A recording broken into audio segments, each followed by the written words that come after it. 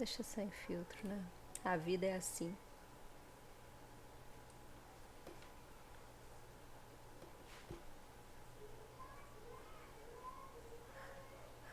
Qualquer coisa eu faço só aqui no Instagram mesmo. Se não der pra ser pelo YouTube também, se continuar com esse problema, a gente faz só no Instagram. Foi? Acho que rolou no YouTube, hein? Eu gosto de fazer nos dois, porque aí eu alimento o canal do YouTube também, que tem tempo que eu não tô alimentando.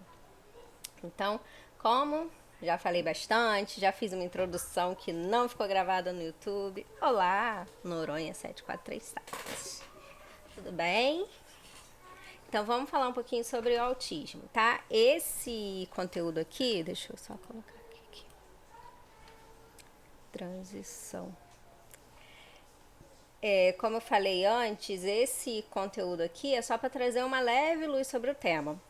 Eu não sei vocês, mas eu sempre gostei de entender de onde as coisas surgem, porque eu acho que a gente sabendo uma origem, a gente consegue entender melhor as causas e aí a gente consegue, sabe, entender o tratamento. Então, entender por que, por exemplo, meu filho autista, eu levei na nutricionista e ela tá fazendo isso. Ou então, ela me propôs isso. Eu tô falando nutricionista porque eu sou nutricionista, então, né, quando as crianças vão, eu tento explicar por que eu tô fazendo determinada coisa com as crianças, né? A linha de raciocínio é importante, né? Então, eu acho que entender de onde surgiu, quais são as causas, qual a prevalência, eu acho que faz toda a diferença também em relação a isso, né? Eu acho. Então, primeiro vamos entender o que é autismo, né? O autismo, ele é uma síndrome, eu vou ler aqui. O autismo é uma síndrome comportamental, ou seja, é algo que vem do comportamento. Ele tem múltiplas causas biológicas e a evolução de um distúrbio de desenvolvimento. Ela é caracterizada por um déficit, uma dificuldade na interação social e no relacionamento com os outros, associada a alterações na linguagem e no comportamento.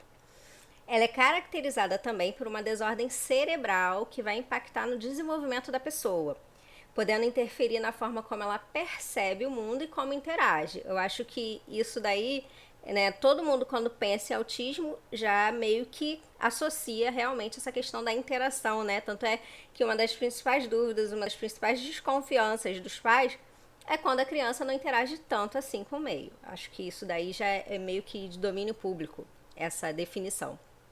E aí causa desafios sociais de comunicação. E aí eu tenho os autistas que são verbais e os não verbais.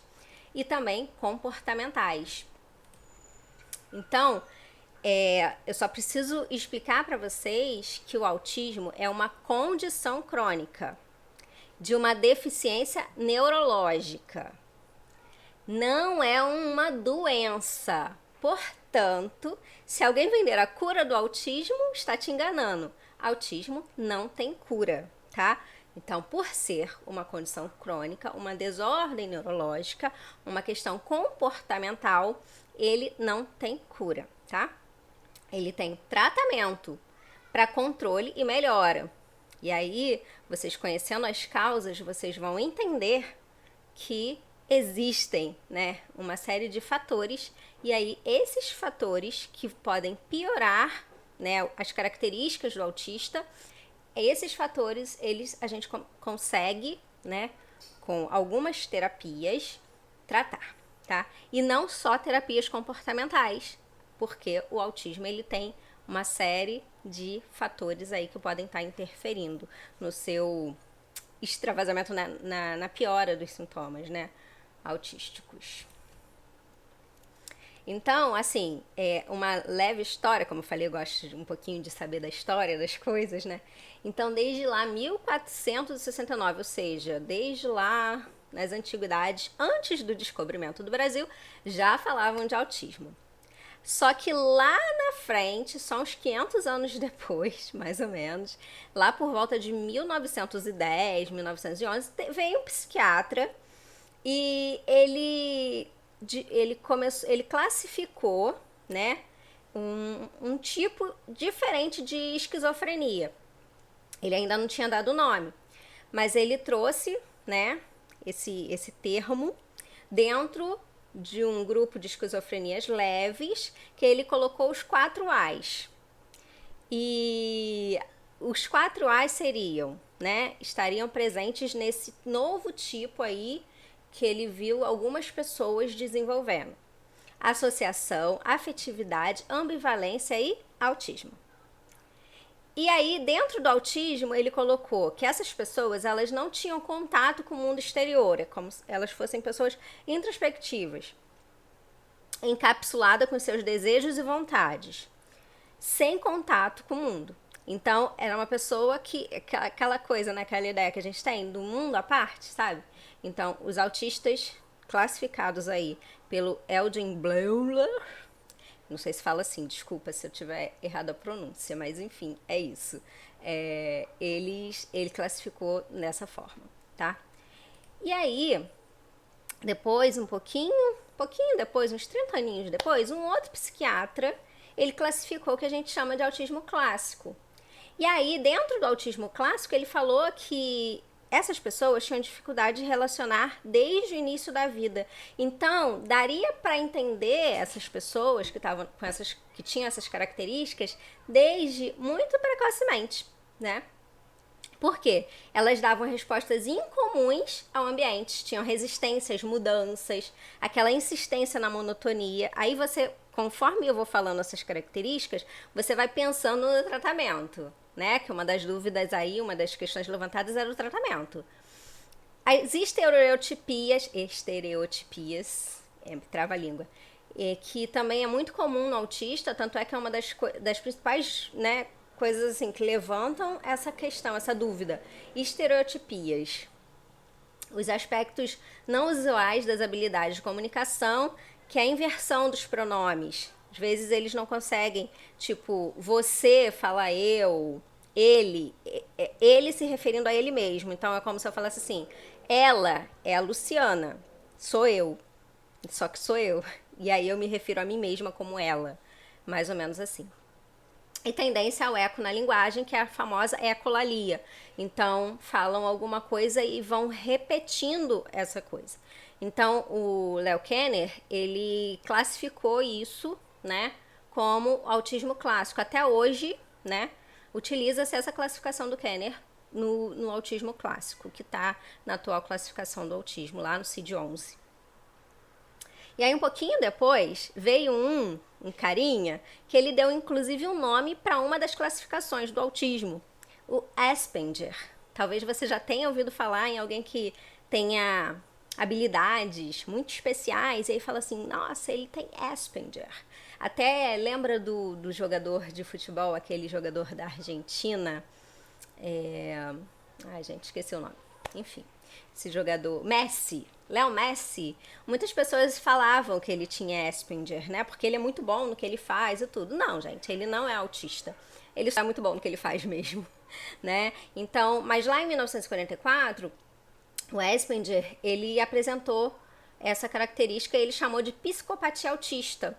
Então, ele pegou todas as características de um autismo clássico, e dentro das crianças que ele apresentou nessa tese dele, foram quatro crianças, ele viu que tinha um grupo de autistas que eles tinham a linguagem preservada, falavam super bem, inclusive, e tinham habilidades cognitivas extraordinárias, ou seja, eles eram acima da média, considerados gênios, inclusive, no que faziam.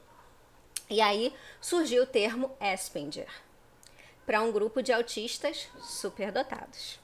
E aí, né, esse termo Asperger. Antes, acho que até o CID-10, que é a classificação, né, de doenças, até aí, ou até o DSM-4,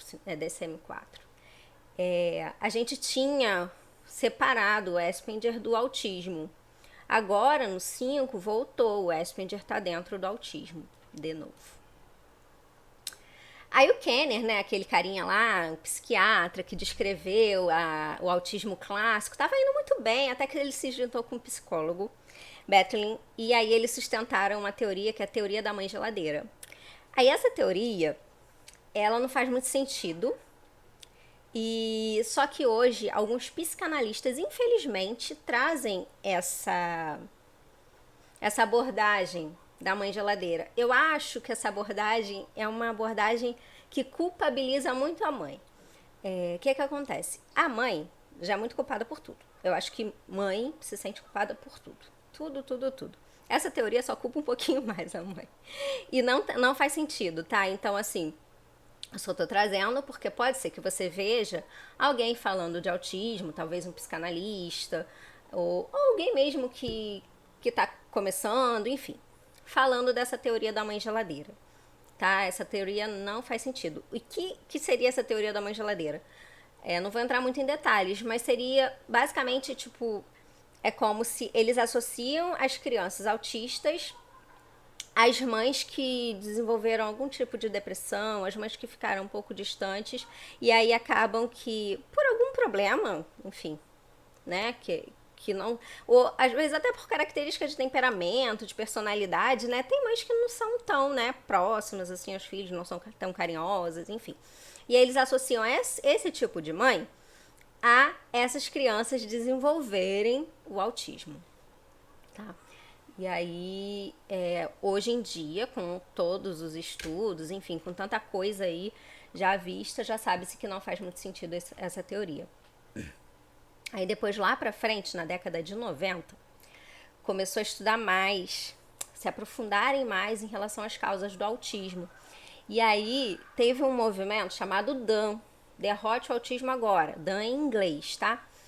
E eles colocaram que as causas do autismo envolvem os sistemas imunológico, intestinal e endócrino. Isso até hoje é assim. Só que a gente sabe que a gente não derrota o autismo, porque o autismo não é doença, lembra? Então a gente consegue, dentro dessa tríade, né, de envolvimentos, a gente consegue controlar muita coisa do autismo. E em 98, um gastroenterologista, ele trouxe essa associação do autismo com uma inflamação intestinal, corroborando lá o que foi dito no evento de 95. E aí, a partir do ano 2000, começou uma suposta epidemia do autismo. E aí essa epidemia do autismo estava ligada a uma série de coisas, inclusive contaminação por metais pesados, tá? Essa contaminação por metais pesados aconteceu de uma série de formas. E atualmente, como eu falei, o autismo está associado a essa tríade e também a uma série de outras questões, inclusive contaminantes. Contaminantes, metais pesados, plástico, enfim, tudo isso, né? Faz mais sentido o que? A questão da tríade do autismo? A prevalência do autismo. Aí, como eu falei, né? Eu atendo criança tem uns 15 anos. Na verdade, antes mesmo de eu me formar, eu já fazia estágio desde o terceiro período com criança. Desde o terceiro período da faculdade eu vou fazer, né? Quantos anos de formado? Sei lá, alguns anos de formado eu vou fazer. Enfim, eu atendo criança aí desde esse período aí. E aí, eu trabalhava, tinha muita criança com obesidade, né? Seletividade alimentar sempre teve. E tinha, assim, casos de autismo. Eu já trabalhei em APAE, CAPSI, então atendi basicamente autismo. Só que nos ambulatórios não aparecia tanta criança assim, autista. Atualmente tem aparecido muita criança com autismo e TDAH. E aí a gente pode ver isso nos números. A gente não tem dados no Brasil, tá? A gente tem dados mais americanos. E aí a gente trabalha em cima desses dados e uns dados pobrezinhos que a gente tem aqui no Brasil. E eu falo um pouquinho da minha prática também para vocês.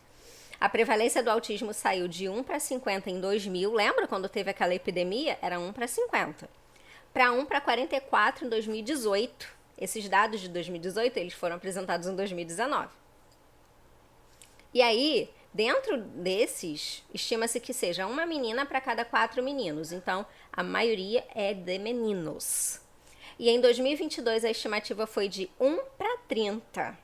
Ou seja, em 2018, né? Saiu de 1 para 44, para em 2022 a estimativa ser de 1 para 30 entre pessoas entre 3 e 17 anos de idade. É bastante coisa, tá? É 1 para 30 crianças e adolescentes autistas.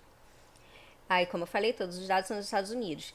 E, olha, presta atenção, a estimativa para 2033 é de 1 autista para 4 não autistas. Então, a proporção ela sai de 1 para 50 em 2000 para 1 para 4 em 2033. Isso é uma estimativa, né? Pode não acontecer, mas é porque do jeito que está, as coisas estão andando, fizeram lá os cálculos, que a gente sabe que, mesmo sendo, né, exato, né, ciência biológica não é ciência exata, mas fizeram essa estimativa de que em 2033, se continuar nesse ritmo, vai ser 1 para 4, tá? E o diagnóstico do autismo clássico, aquele do Kenner, ele é feito entre 3 e 4 anos nos Estados Unidos, sendo os Asperger entre 5 e 6 anos. Os Asperger são aqueles com habilidades, né, especiais, considerados gênios. No Brasil, a idade média de diagnóstico é de 7 anos. Olha como é tardio no Brasil, né? E quem faz esse diagnóstico no Brasil? O neurologista. E como que você vai saber se você vai levar o neurologista pediátrico ou não para ele fazer esse diagnóstico de autismo, né? Normalmente, as crianças, elas passam pelo pediatra. E o pediatra, ele vai acompanhando as questões de desenvolvimento da criança. E aí, dentro de algum atraso que é observado, o pediatra ele pode falar assim, olha, eu vou encaminhar pro neuro, porque eu tô com umas dúvidas em relação ao desenvolvimento e tudo. E aí o neuropediatra, ele vai aplicar alguns testes, né, e para poder fazer o diagnóstico ou não. Às vezes o diagnóstico ele começa a ser estudado em determinada idade e pode demorar alguns meses ou até poucos anos para ser fechado esse diagnóstico, tá? Nem sempre o diagnóstico é fechado assim de cara, tá? E aí isso pode acontecer. Só que mesmo no Brasil, demorando esse diagnóstico, né? E a gente tendo poucos dados, estima-se que existem entre 1 e 2 milhões de autistas no Brasil. Olha a estimativa, entre 1 e 2 milhões, ou seja, pode ser 1 ou pode ser 2, ou metade ou o dobro de autistas no Brasil, e a gente não tem dados certos para isso, porque não existe um censo, não é feita essa pesquisa, não foram incluídas nos censos dados em relação a autistas, tá? Isso daí é com base em dados de escolares. E aí o DSM-5, que é o que classifica, né, as doenças ou as questões neurológicas, os transtornos, ele foi validado em meninos. O que significa ser validado em meninos? Foi feito um teste e aí verificou-se que há mais confiabilidade da aplicação dele em meninos. As meninas têm um diagnóstico mais difícil. Aí a gente volta naquela questão de ser uma menina para 4 meninos. E a gente pensa, será que é uma menina para 4 meninos mesmo? Porque as meninas têm uma coisa que chama de camuflagem. Elas conseguem espelhar comportamentos. Então, uma menina, ela consegue imitar o que a outra menina faz. E aí ela consegue fazer muito bem, ela consegue ter uma habilidade social muito boa, ela consegue falar bem, ela consegue se relacionar bem. Então, aquela característica do autismo anteriormente, ela não vai ser aplicada às meninas, entendeu? E aí, esse diagnóstico do DSM-5 leva em consideração a comunicação social, os interesses restritos, os comportamentos repetitivos. E no espectro estão o autismo clássico, o Asperger e o autismo atípico. E aí eu classifico em grau leve, grau moderado e grau severo, que fala, né, que é termo guarda-chuva. É porque eu não fiz o desenho, mas assim, como se fossem dois conjuntos. E aí aqui, em um conjunto eu tenho a comunicação social, no outro conjunto eu tenho os interesses restritos e os comportamentais repetitivos, né? E aí, dentro da classificação do CID-11, que é o CID atual, apesar de muitas pessoas ainda usarem o CID-10, a gente tem aí tem como se fosse um guarda-chuvinha. Debaixo do guarda-chuva, aqui, eu tenho o autismo clássico, aquele do Kenner, o Asperger e o autismo atípico. Por fora, eu tenho algumas síndromes, que elas podem ter relação com autismo. tá? E daí a gente tira aquela conclusão. Umas pessoas falam assim, mas autista tem cara de autista? Né? Não, autista é uma pessoa normal, tá, gente? Não tem feições sindrômicas, não tem nada disso. O autista, ele tem esse transtorno do neurodesenvolvimento. E existem, como eu vou falar um pouquinho mais lá na frente, existem autistas que podem ter alguma síndrome genética associada. Mas isso não significa que todos que tenham a síndrome sejam autistas e vice-versa, tá? Então, isso pode acontecer com qualquer pessoa, tá? Então, não existe assim, fulano tem cara de autista. Não, não existe isso, tá? Não existem feições de autistas, tá?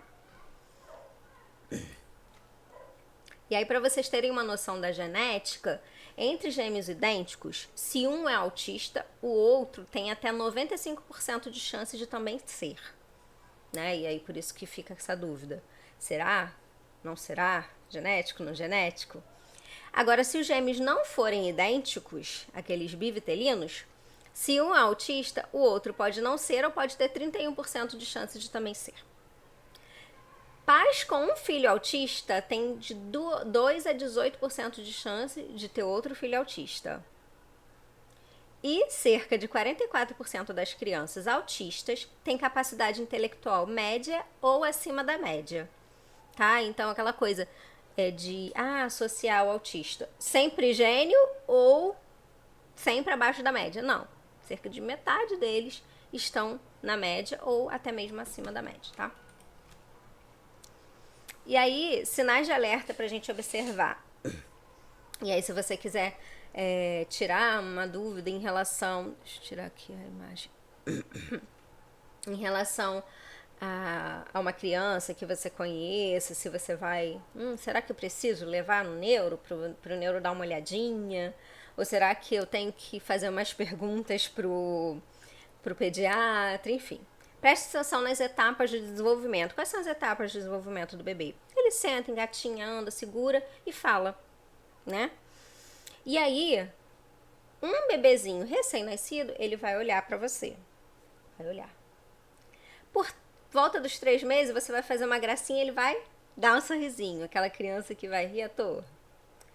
Aos 6 meses, ele já vai corresponder um abraço. Aos 9 meses, ele vai começar a te imitar. Às vezes até antes disso, mas assim, você vai fazer uma palhaçadinha, ele vai rir, vai começar a te imitar, enfim. Com 1 ano, ele já vai ficar apontando as coisas, vai querer saber o que é, não sei o quê. Por volta dos 16 até os 2 anos, 16 meses, até os 2 anos, ele começa a falar, tá? Então, essas são etapas do desenvolvimento. Tá tendo algum tipo de atraso? Dá uma olhadinha, tá? As habilidades sociais não respondem ao nome aos 12 meses. Então, você chama, vou me usar como exemplo, Luciana! E aí pra mim, tanto faz. Pra mim, faz a maior diferença, entendeu? Evita o contato visual. Sabe uma das características que não fala, por exemplo, você tá dando de mamar. O bebê, aí geralmente o bebê fica olhando pra mãe. Às vezes o bebê que é autista, ele não olha pra mãe. Não tem esse contato visual. Ou evita ou resiste ao contato físico. Não gosta, aquela criança que não gosta de ser tocada, enfim, tá? Comunicação social tem um atraso na fala, na linguagem. Aquela ecolalia, que é aquela repetição, eco, né? Faz o eco.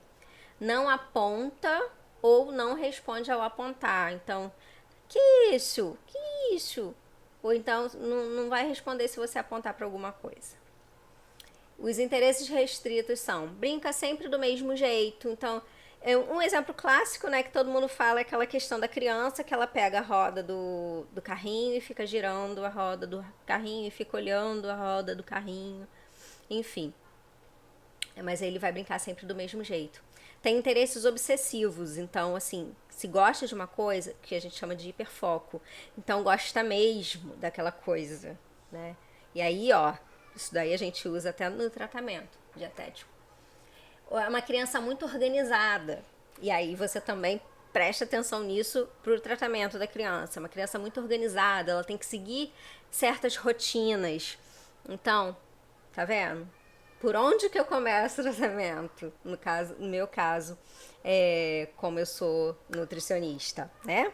Pensa, muito organizado, obsessivo, tem que seguir certas rotinas. É o mais comum girar as coisas. A questão da roda do carrinho é muito comum. Tem um carrinho e aí fica girando a roda e fica girando, girando, girando, girando, girando, girando. Hiperatividade, muitos autistas eles têm TDAH associado também. Então são hiperativos, estão sempre querendo fazer muita coisa, sempre do mesmo jeito, são obsessivos, gostam de mais de uma coisa, chama hiperfoco. Impulsivos, tem aquela coisa de autoagressão. Então, tipo, é porque muitas vezes, principalmente os não verbais, eles tentam se comunicar de alguma forma e você não consegue entender, você tenta entender, você fica nervoso, não sei o quê, e aí ele começa a se bater, bate no ouvidinho, bate a cabeça, enfim. Eles fazem isso, é muito comum essa autoagressão, começam os verbais até se xingam, enfim. Fazem birras, e isso daí independe da fase da birra da criança, né, que por volta dos 3 anos. Falta medo ou tem mais medo do que o esperado. Então, assim, a criança ela pode não ter medo de nada ou pode ter mais medo do que o esperado. E isso daí eu puxo sardinha pro meu lado da nutrição, que tem a questão do medo do alimento. E reações incomuns a cheiro, sabor, aparência, tato, que chama de disfunção sensorial. E é por isso que eu falo que também é importante ter um terapeuta ocupacional para ajudar nisso. E uma das primeiras etapas do tratamento alimentar, fora da rotina, né? Fora estipular uma rotina para a criança, tentar levar o hiperfoco dela junto, é a questão de entender qual é a disfunção sensorial, encaminhar para o terapeuta ocupacional e trabalhar essas questões na alimentação. Fácil, né? Só que não. As causas, como eu falei, já falei da causa genética, que é associada a síndromes genéticas. Então tem síndrome Rett, tem... E aí eu não vou entrar nessa síndrome não, tá, gente? Não é cursinho, né? É só para vocês entenderem depois, quando eu for falar do tratamento, para poder entender por que é feito determinada coisa, né? Herança genética, que é o caso dos irmãos que eu falei, né? Dos irmãos gêmeos, os gêmeos idênticos que têm até 95% de chance de se um o outro também ser. Os bivitelinos, o caso dos pais. Tem também a questão epigenética, ou seja, epigenética significa que eu tenho aquele gene, mas o meio ele vai influenciar naquilo e isso pode piorar, né, aumentar, quer dizer, a chance. E isso inclui até 3 gerações. Então, eu, por exemplo, eu fazendo alguma coisa durante a minha gestação, às vezes, as minhas filhas não foram afetadas, mas as minhas netas podem ser afetadas, entendeu? Então, é assim, o que eu sou hoje foi coisa lá que a minha avó fez ou deixou de fazer. Mais ou menos assim. Então, até 3 gerações a gente pode influenciar em relação à epigenética, tá? E aí, o epigenético, como eu falei, são os meios mais dos genes. E aí eu tenho poluição, droga. Sabia, por exemplo, se você, mulher, 1 ano antes de você engravidar, você toma, e aí durante a gestação também, né? Faz uso constante de antidepressivos ou até mesmo paracetamol. Isso aumenta a chance de você ter um bebê autista. E se ele não for, aumenta a chance do seu neto ser. Contato com tóxicos. Então, tóxicos que eu falo são inclusive metais pesados. Chumbo. Você sabia que tem chumbo em esmalte? Presença de chumbo grande em determinados esmaltes. Mercúrio, alumínio, plástico. Isso independentemente dos produtos BPA free, sabe? Plástico. Às vezes você vai tomar um cafezinho, vamos supor que você gosta de café. Aí você vai, pega um copinho descartável e põe seu cafezinho quentinho no copinho descartável. Pronto. Isso daí já é um fator epigenético, que pode aumentar a chance, não só de autismo, mas de uma série de outras coisas. Alimentação desregrada, cada vez mais os estudos estão mostrando que determinados tipos de alimento, eles têm relação com a formação, né, de bebês. Se vocês forem parar para pensar, observem os adultos de hoje e as crianças de hoje. Eu falo como eu atendo basicamente criança, por 98% do público que eu atendo é criança. Então, eu atendo bastante criança, a gente percebe que tá cada vez mais precoce. Antigamente, eu pegava muita criança, muito adolescente obeso e com alguns problemas, tipo diabetes, a pressão alterada e tudo. Agora, tá cada vez mais jovem, então eu pego crianças de 3 anos que já tem peso de criança de criança não, né? De adolescente de 11.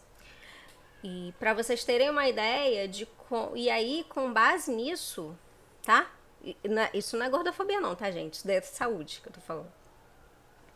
E com base nisso, o que acontece? Esses genes dessa criança, eles já foram alterados pela mãe lá atrás. Às vezes pela avó, né? E aí, isso daí é um ciclo sem fim. E aí, se essa criança não for tratada precocemente, os netos dela vão ter problemas até maiores, tá? E aí os problemas, eles vão ficando cada vez mais difíceis de serem tratados. Porque aí também entra a questão da rigidez, que a gente fala rigidez cognitiva, que é a questão comportamental. É muito mais difícil você tratar. O estresse também, tá? O estresse, então, mulheres que passam por momentos mais estressantes durante a gestação, mulheres que têm muitos problemas, que brigam com o companheiro, enfim. Essas mulheres, elas têm mais chances de terem filhos autistas. A inatividade física entra o sedentarismo, né? Imagina, você tem uma alimentação desregrada e ainda é sedentário também. E depressão na gestação, né? Que aí tem a ver com aquela questão do estresse e tudo. Aí tudo isso pode influenciar. Olha só como as coisas são, né? E aí você começa a entender aquilo que eu falei lá atrás, né? Como eu falei, a gente vai fazendo as relações, vai fazendo as ligações, né? E aí entende que as coisas não surgem assim, não são colocadas do nada, sabe? Por isso que eu gosto de falar, de explicar. Nas consultas eu tento fazer isso também. Só que aí é bom ter esse momento de explicar mais detalhadamente as coisas, né? Porque você entende que muitas coisas estão acontecendo e você vê aquela questão do, do boom, né, lá de 2000. E aí você pensa, quem foi que teve esses filhos em 2000? O que tem acontecido ultimamente? Você já reparou o tanto de remédio que as pessoas estão usando? As pessoas não elas ficam tristes, já tomam antidepressivo, sabe? É um negócio assim que a automedicação, às vezes até mesmo o excesso de medicação prescrita, tá ficando cada vez maior. E desnecessário. Às vezes você faz uma terapia e tudo já te ajuda, né? Então, tudo isso tá influenciando nisso, nessas questões aí, ó, mentais, tá? Então, é difícil, né, gente? Muito difícil. E aí, aqui acabou a apresentação aqui. Hoje, a ideia era falar um pouquinho sobre isso. Sobre as causas, por que acontece. E aí a gente pode começar o tratamento. Por que começar o tratamento? Porque senão a live vai ficar muito grande, né? Não gosto de ficar falando muito, não. Mas quem tiver dúvida, pode escrever. Aqui, em relação a essa parte... Deixa eu colocar aqui de novo, aqui, porque saiu. Apresentar, slide atual. Pronto. E aí, se você tiver alguma dúvida, vamos voltar aqui. Eu vou começar a falar do tratamento para vocês entenderem qual é o meu raciocínio quando eu faço o tratamento, né? Porque assim, a gente vai fazendo os cursos, a gente lê os livros, a gente lê e a gente tem aquela criança que está na nossa frente. Então, com base na criança que está na minha frente, cada criança, né, eu vou tratar de uma forma diferente, né? Então, de acordo com aquela criança que está na minha frente, eu vou desenvolver um programa para ela, né? Claro que a gente segue uma linha de raciocínio, mas aí tem crianças que respondem mais rápido, outras respondem um pouco mais lentamente à terapia, né? Eu falo que com autista eu faço terapia alimentar. Normalmente, 90% dos autistas são seletivos, tem seletividade alimentar. 90, 80, né? Sei lá, esses números assim, a gente não leva em consideração. A gente leva em consideração aquela criança que a gente recebe e a gente vê se ela é autista ou não. Nem todo seletivo é autista, nem todo autista é seletivo. Mas a chance do autista ser seletivo é muito grande. Por causa do quê? Por causa de que é péssimo, né? Horrível. Por quê? Justamente por conta da chamada rigidez cognitiva e também por conta da disfunção sensorial. Você imagina, a gente conhece os 5 sentidos, né, básicos. Eu sempre falo, a gente não tem só 5 sentidos, não, tá? Agora a gente tem 9 sentidos. Tem o proprioceptivo, tem, né, que é a questão de você se localizar, você saber se localizar no espaço, no tempo, enfim, tudo isso. E aí o autista, ele tem, é muito característico ele ter essa dificuldade de localização, entendeu? No tempo, no espaço, enfim. Além de toda a disfunção sensorial.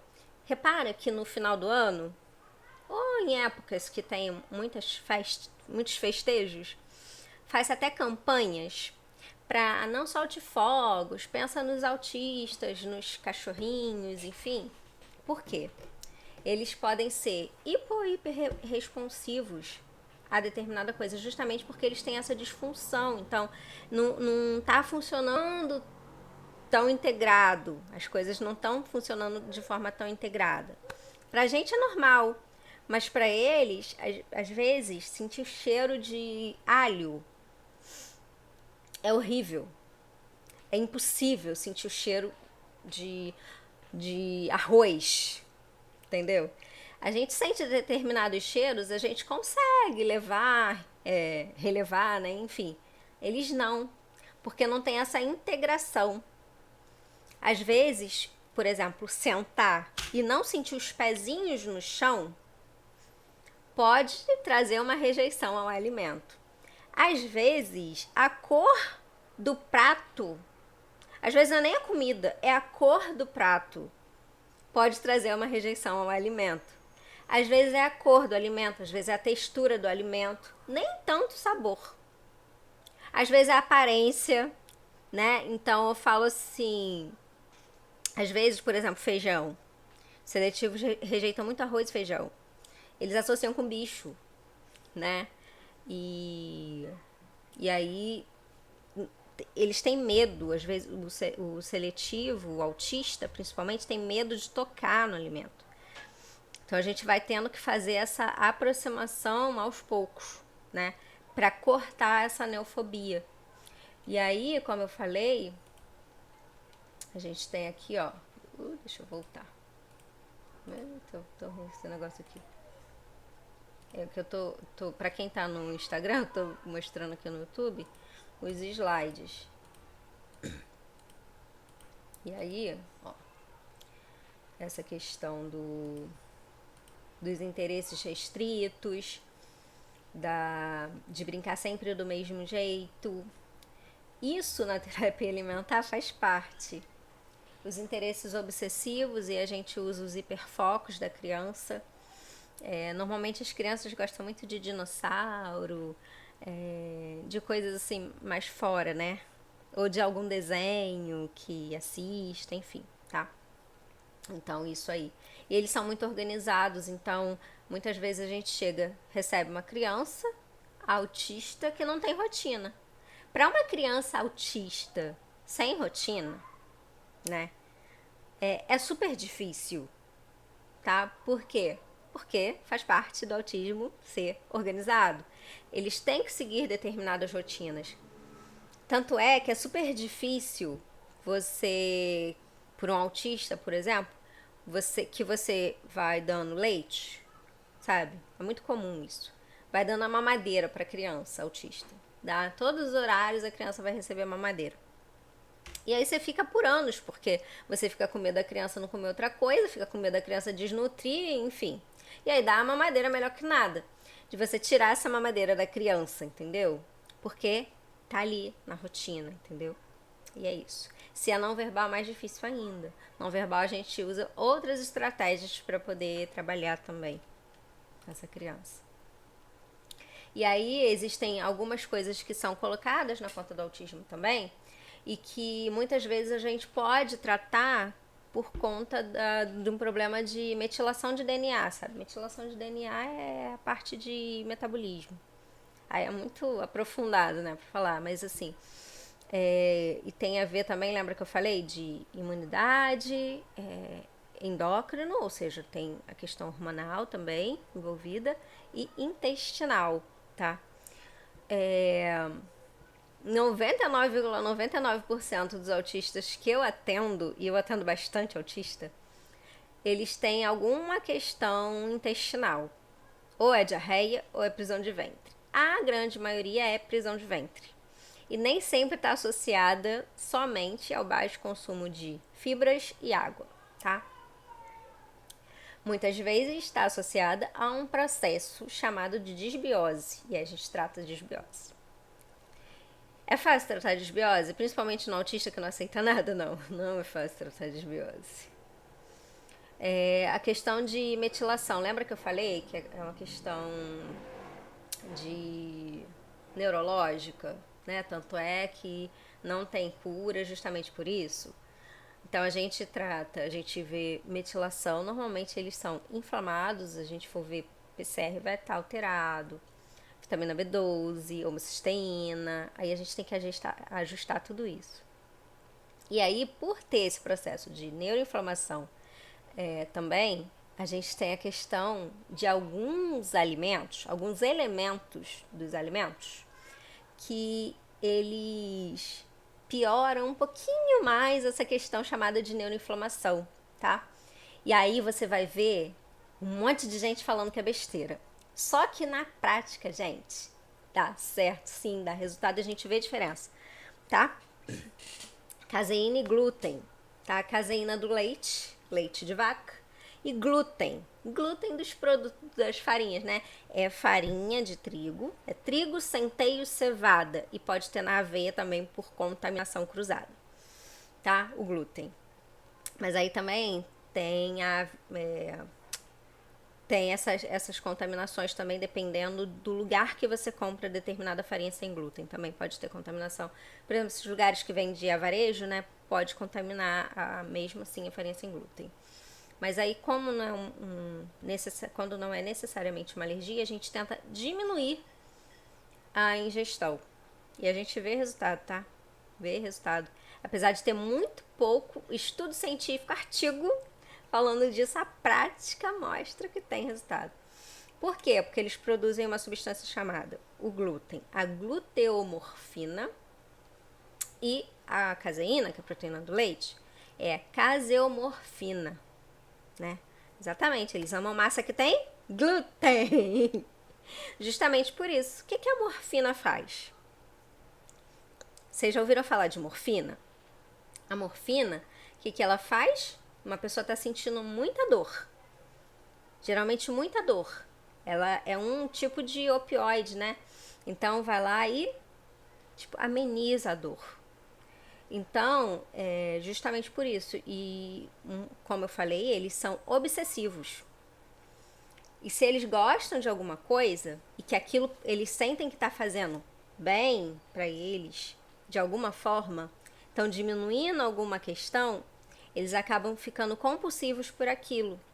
E aí acaba amando massa, amando leite. Normalmente gostam muito de lácteos e massas. Trigo e tudo. Aí como é que você faz, Luciana? Você tira tudo de uma vez? Não, gente, não dá pra tirar tudo de uma vez, não. Açúcar também, você tira de uma vez o açúcar, né? Que o açúcar também tem esse efeito opioide, né? Tipo, o açúcar, ele inclusive é viciante pra gente, né? Fica sem. Vai tirar o açúcar só da sua vida. Fica um tempinho sem açúcar. Tu vai ficar desesperada. Depois o corpo vai se acostumando. Mas fica sem. Aí tem gente que fala assim pra mim: então, tirou o glúten. Quando voltou com o glúten, fez mal. Olha só. Tipo, tirou o glúten e ficou sensível. Não, gente, sempre foi sensível, tá? Não adianta você. Se você tira uma coisa que não te fazia mal, se você retorna com aquilo, aquilo vai continuar não te fazendo mal. Agora, se aquilo te fazia mal, você que não percebia, você estava acostumado a sentir-se mal com aquilo. E você tinha sintomas que você não associava aquilo, mas que era daquilo, entendeu? E é isso, só que é muito difícil tirar. Porque os autistas têm a questão da obsessão, da, da disfunção sensorial e tudo. Então é muito mais difícil tirar. Então o que, que a gente faz? A gente faz o que a gente chama de esticamento alimentar. Tá? Então eu geralmente eu vou tirando aos pouquinhos para que ele se acostume com os novos sabores, tá? Com as novas coisas. Geralmente eu vou por semelhança. Tem crianças que eu consigo mais rápido, tem crianças que não. Tem crianças, por exemplo, que eu tiro primeiro a lactose e aí depois vou mudando o leite até chegar num leite vegetal. Aí tem crianças que não. Aí agora, Luciana, tá, pode ser que ele tenha alergia. Gente, diagnosticar alergia é difícil, tá? Os exames que diagnosticam alergias mais específicos, eles são muito caros. Por exemplo, no SUS a gente só consegue fazer IgE total. Em rede privada comum, por plano de saúde, a gente até consegue alguns testes. IgA, IgG e tudo. Mas os mais específicos, aqueles que diagnosticam mais alergias, a gente só consegue com um exame que é bem caro.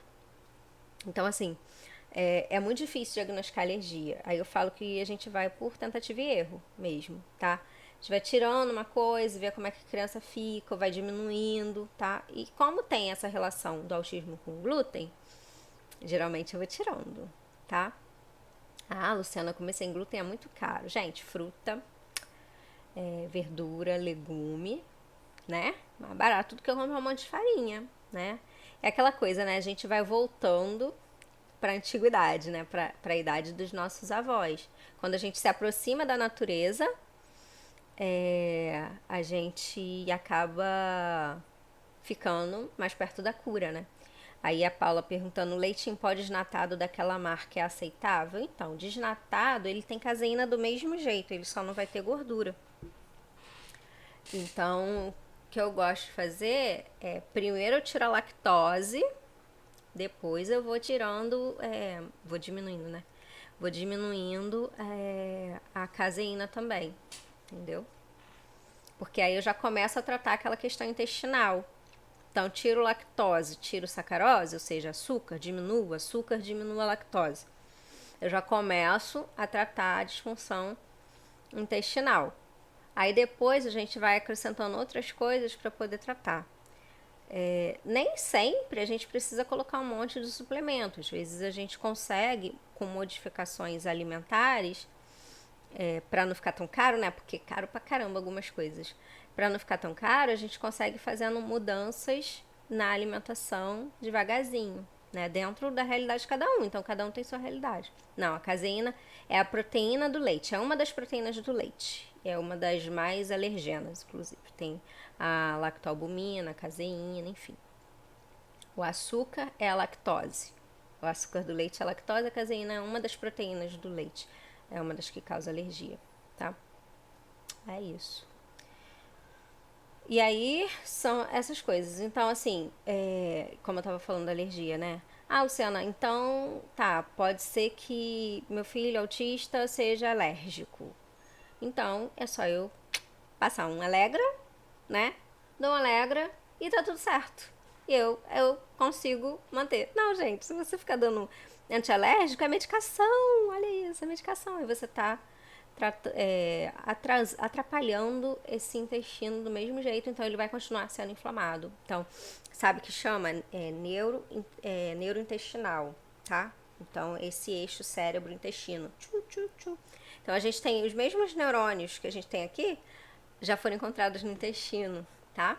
Então, por isso que tem essa conexão cérebro-intestino importante. E aí, uma das bases do tratamento do autismo também é essa conexão cérebro-intestino, tá? E é isso, basicamente é isso. Vocês têm alguma outra questão? Acho que já tá bem longa, acho que já tem quase uma hora. Se não tem uma hora, acho que já tem uma hora que a gente tá falando aqui. Aí eu vou encerrar. Se tiver ficado qualquer dúvida, você comenta aqui. Marca alguém que você acha que é importante ver esse vídeo. Vai interagindo nos stories também, tá? Que aí eu vou. Se você quiser que eu fale mais sobre autismo, eu falo mais sobre autismo. E fala aí se você quiser que eu fale mais sobre autismo na sexta que vem. Outro sextor, sexta que vem vai ter sextor de novo. Aí eu falo mais sobre autismo. Se você quiser um outro tema, outro tema. A gente pode fazer a parte 2. Aí eu posso entrar mais nessa questão da seletividade alimentar e eu posso falar da seletividade alimentar como um todo. Seletividade alimentar é um tema que todo mundo gosta, né? Todo mundo gosta de aprender um pouquinho mais. Obrigada, Paula. Obrigada pela participação também, tá? Gente, obrigada por quem participou, quem vai assistir mais tarde. E eu espero os feedbacks de vocês pra gente poder dar continuidade. Eu adoro falar sobre essas coisas, tá? Eu gosto porque eu acho que eu tô estudando sempre. Tô, inclusive, atualmente estou fazendo um outro curso de autismo. Tô estudando sempre e eu gosto de transmitir, né? Que a gente vai trocando conhecimento, trocando experiência, acho que é bom. E eu aprendo muito com os meus pacientezinhos no consultório, porque, como eu falei, né? Cada criança é uma criança. A gente olha e fala assim, Aí cada criança é um desafio novo, né? Então é isso, tá? Beijinho, tchau, até a próxima. Beijo, tchau. Deixa eu ver, desligar, encerrar. Cadê? Como eu faço? Encerrar.